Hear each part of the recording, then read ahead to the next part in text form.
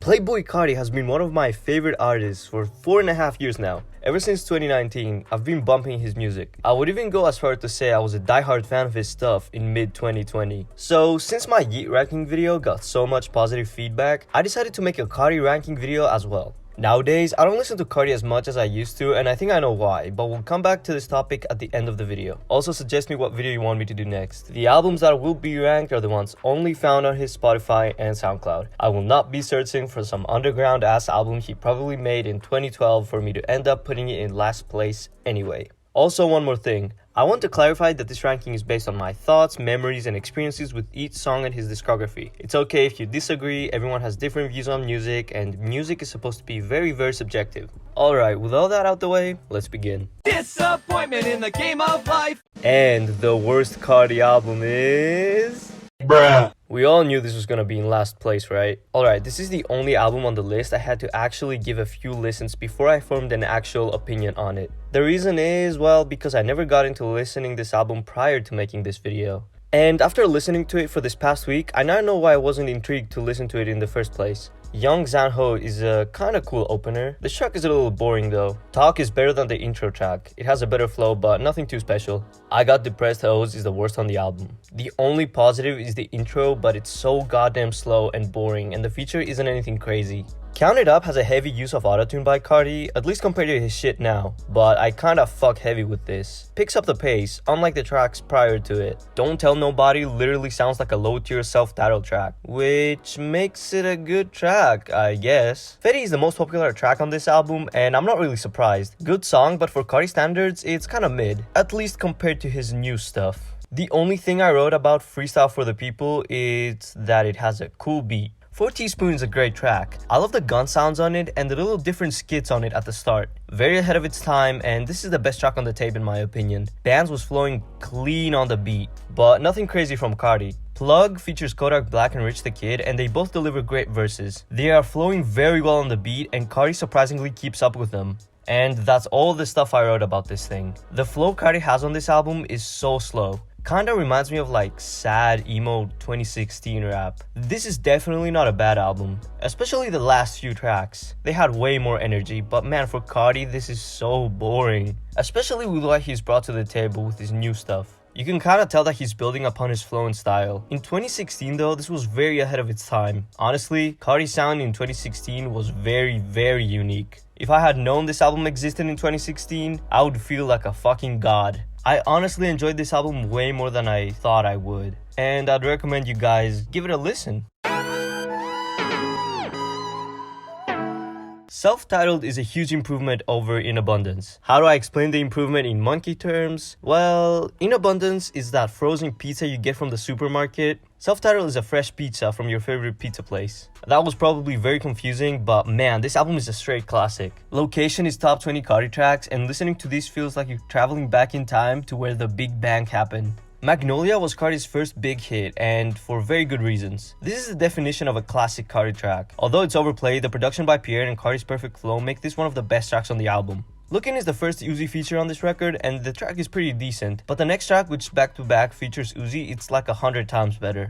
The beat produced by Pierre is heavenly, and Uzi and Carti complement each other almost perfectly. Let It Go is another Pierre-born produced banger, and man, I love this beat. This track also shows how versatile Carti's ad-libs can be. Do That Shit is also a banger. The intro always gets me hyped, and in my opinion, it's top 15 Carti tracks. Okay, the next track, Lame Gentleman, features a great instrumental. Man, instead of meat riding Carti, I'm just meat riding Pierre's beats. I'm sorry. Yao Ming is on the same level with Location. It features a heavenly ass beat. Flex is a very special song to me, man.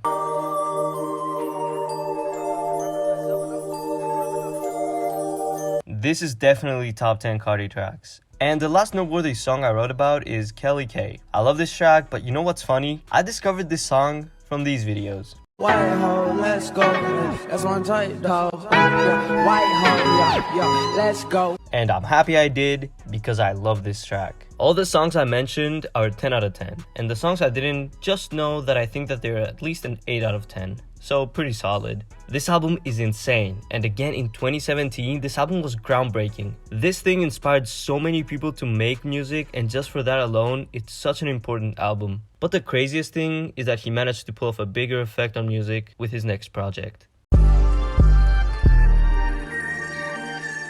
Die Lit is a great album, man. It's mostly produced by Pierre, so it makes sense it's above self-titled for me. I love Pierre, but homosexuality aside, I believe that every song on this album is at the worst a 9 out of 10. You stupid! And the improvement from self-titled is pretty substantial. Not vocally, but I would say mostly production-wise. If you analyze these two projects, you can tell there's an extra layer of polish to the tracks. Long Time is the best intro of any Carti album. RIP, what is there to say about this track that hasn't already been said? This shit is a masterpiece. From the beat to how Carti manages to flow on the track effortlessly, this track is top 5 Carti and insanely ahead of its time. Lean For Real is fire. Carti's ad-libs go off on this. Old Money is a good track, but the only thing I will say about this track is that Pierre's version was better. Love Hurts is a good song, but nothing crazy to me. Shoota featuring Uzi is a great freaking song. I was obsessed with this shit in 2019. These dudes complement each other on almost every song they're both in. Right Now is not a mind-blowing song, but for some reason I had it on repeat in 2021, and I still love this thing. Poke It Out is a musical landmark because it features the only decent Nicki Minaj feature in the history of mankind. Home KOD is an addicting song, but I got burned out of it very quickly. Fell in Love is another addicting song. I got great memories attached to this song, man. Every time I hear that intro, I always get goosebumps. The only word I can use to describe Foreign is simply classic. Pull Up is straight up another addicting song. Mileage is top 15 Carti, and Chief Keef delivers some hard verses. Middle of the Summer is a masterpiece. This is my favorite track off of Die Lit. Chop I Won't Miss is great. Free Young Thug. Notice Me with Nudie is great too. Free Young Thug. And Top is a good song, but it's a lie. Pierre does not appear in this whatsoever. Like, this is literally a lie. This record is, to many, just perfect. I still have some problems with this tape, but it's mostly stupid nitpicks that, hey, at the end of the day, I'm glad this thing exists. And just as with his last record, this shit spawned a bunch of new artists. It upgraded a sound that was already very ahead of its time, and people loved it.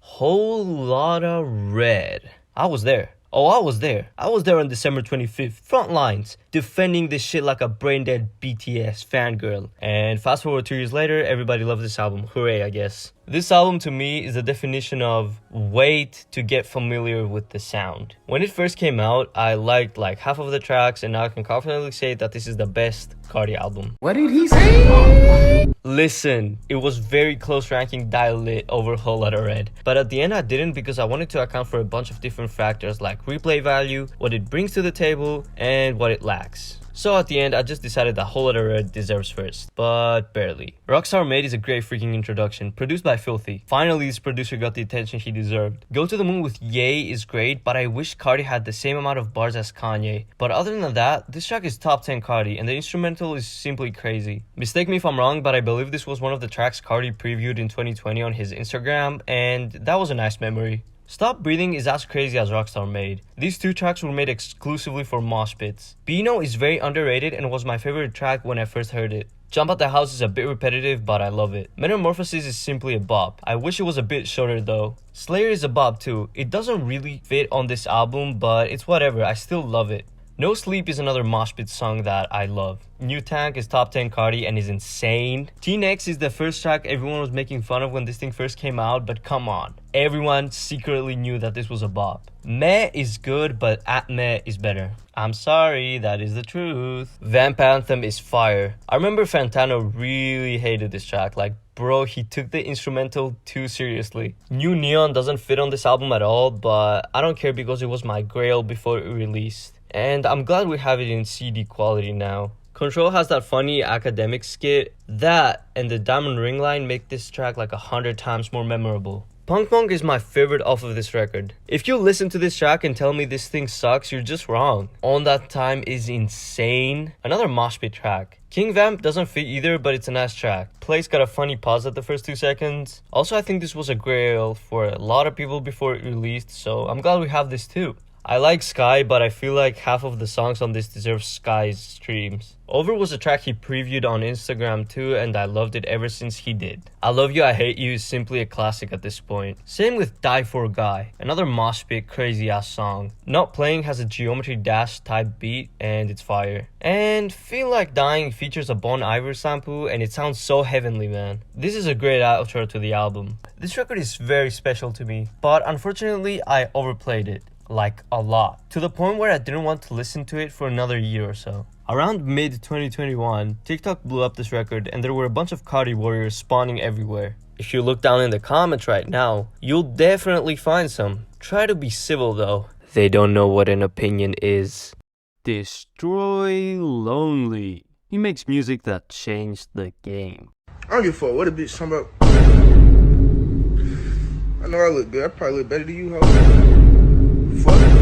After that Ken Carson video, it was obvious that a Lone video would follow. Like, I gotta complete the Opium trilogy ranking, dude. Been a fan of this man for almost a year now, so I think that I contain enough Lone knowledge to make this video. So, I'll be ranking every single album that is on his Spotify, and the EP Forever I Love You. I didn't include Lord because it contains like 4 tracks. Like, come on. If you're salty that I didn't include it, here, I'ma sum it up real quick. Seasons is ass. Which One is average. Layover is okay. And Devil Wears Prada is a 2-pack of ass. With all that said, let's get into it.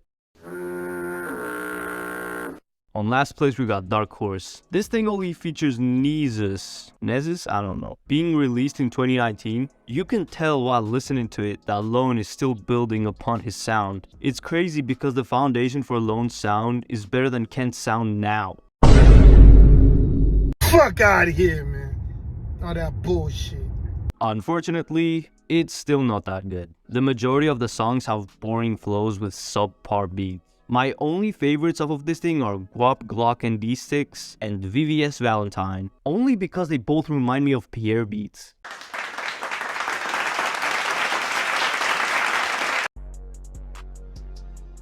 Next up is Nezus Destroyed. The only thing that makes me remember this tape is the fact that they stretched the parental advisory explicit content image to a comedic level. This is a collab with Nezus. It released in 2018 and I surprisingly like it. I was surprised, I thought it would be some hot ass, but you know what? It's low-key fire. Nezus actually delivers. He steps on Lone on some of the tracks too. My favorites off of this thing are Smash Bros, No Hook, Wild, and Intro has no business being this hard. This is a bop for real, and as a PR meat writer, I appreciate the transition from intro to global. Next up is this Heart Thingy. I don't know how to pronounce it, and I'm including the deluxe because it adds too little to be a separate ranking. This is where we get to that familiar Lone sound that we now know. This album is overall great. I don't have much to say. The beats used here are a bit worse than the ones used on the albums prior, but his sound covers that right up. My favorites are Oh Yeah, Miley Cyrus, Groupie Bitch, Do or Die, Coming Back, CDJ, and the beat on Fun is crazy. Next, we got Forever I Love You, another project he put out in 2019. I don't know if you guys like this, but I listened to it for the first time last week to make this video, and I instantly fell in love with it. This one has that Lone sound we used to nowadays. No features, just Lone on 6 tracks, and it's killer. My favorites are Molly World, Mod, Trap House Mansion, Luna, and Usual goes too hard.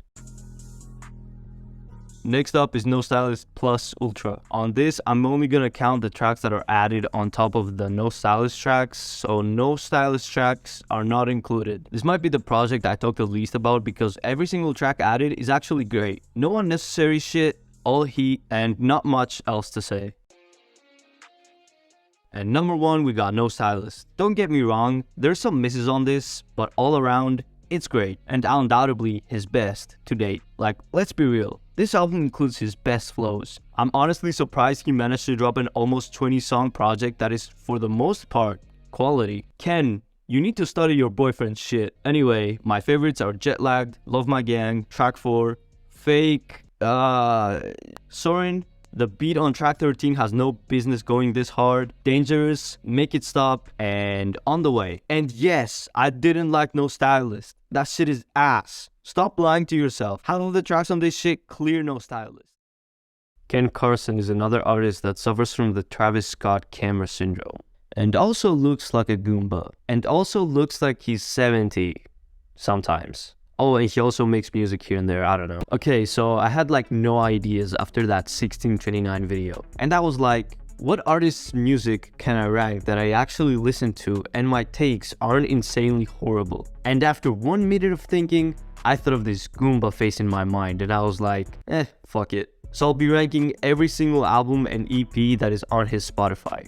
I don't really listen to much of his music lately. I don't want to phrase this wrong and I don't want to be a massive hater in this video, but his music gets boring really fast for me. This video is made by a Pierre Meatwriter, so take this ranking in whatever way you want to. With all that said, let's begin. Barbie, I can be anything I wanna be. So, Boy Barbie is an EP that before going into it, I expected nothing, and after I listened to it, I felt nothing. Well, kinda. I didn't expect anything crazy, but actually, you know what? It's not too bad. Out of the 5 tracks, my favorites were Gold Medal and Geeked Up. The beat on Gold Medal was really nice, and Ken was kinda flowing well in it. I don't know. He was trying to, at least. And Geeked Up is a straight bop. Like, I'm not even gonna cap, this is underrated. And that's all I wrote about this thing. Is it good? Not really. Is it bad? Not really. Is it mediocre and anything that you would expect out of 2020 Ken Carson? Yeah.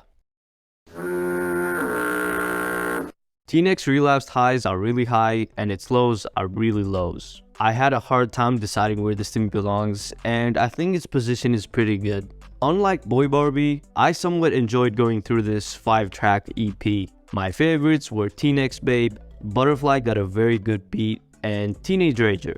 Yeah, show the camera the grills, man. Look at that. Bruh. Overrated as fuck, in my opinion. I mean, God, why?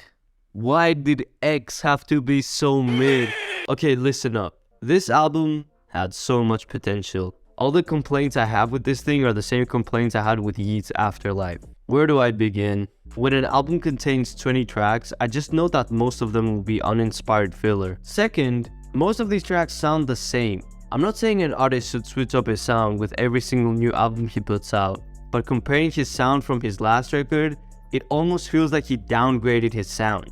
Listen, I know Ken's sound is supposed to be this abstract vocals, auto-tune with effects type thing, and yeah, I get that. And on his last few projects, I was fine with it. But this project feels like he went a bit too far with it. Anyway, my favorites were MDMA, Going Skits, Fuck 12, Murder Music, and The End is one of the few tracks that shares a different sound from his other stuff. There's good structure on this track, the beat is so weird, I love it, and he just flows good on this one, man. Man, I wanted this to be great. Ken, why? I'm not going to continue to complain about this, but Ken, do better. Mistake me if I'm wrong, but I think that Teen X got Ken on the map, and for good reason. Out of the 6 tracks on this EP, I would say that half of them are above average. Okay, I should probably mention the elephant in the room. Yale is pretty good, but the beat carries Ken, I'm sorry. Like, go listen to it and tell me that Ken is not being carried. Why is good, but I don't know if it's just me, but doesn't this track sound like an early Lil Tecca song? For Her is my last favorite off of this thing. Oh, and one more thing. Pissed Off is so garbage. I don't give a fuck. Like, this thing's A 2-pack of ass. On Extended, I'm only counting the 4 added tracks, not the dumpster fire that is X tracks. This thing is so high because every single one of these 4 tracks is actually good. And yes, Freestyle 3 is good. It's almost like putting out less stuff with more care is better than putting out 15 filler tracks with very little care. Wow. Anyway, Fashion Habits is really nice. Has a chill vibe that I love. Ken should do more of this. He flows great on the beat too. Shoot has a weird ass beat, but that is kind of why I love it. Swag Overload is just a bop. An all around great song. Same with Lookbook. So yeah, that's all about this thing. Yeah, Goomba, you have to post more like Extended, okay? Okay. We all knew Project X was gonna be #1. Like, this is common sense, right? Even the cover art is the most iconic Ken Carson cover, like, come on. I've said this before, but the reason I consider this album to be his best is because 90% of the contents on this thing is of quality and not some random ass shit. My favorites of this thing are Who's Next, Rock and Roll is a classic, Party All Day, Change is very underrated, Run plus Run, Top 3 Ken, Shake is underrated too, it has a fast ass beat. Hella is a classic, like, notice how this thing has 11 tracks and 90% of them are fire? Yeah, that's what happens when you don't put out any bullshit you record, Mr. Goomberg. It's a big turn off. Don't be a judge, bro.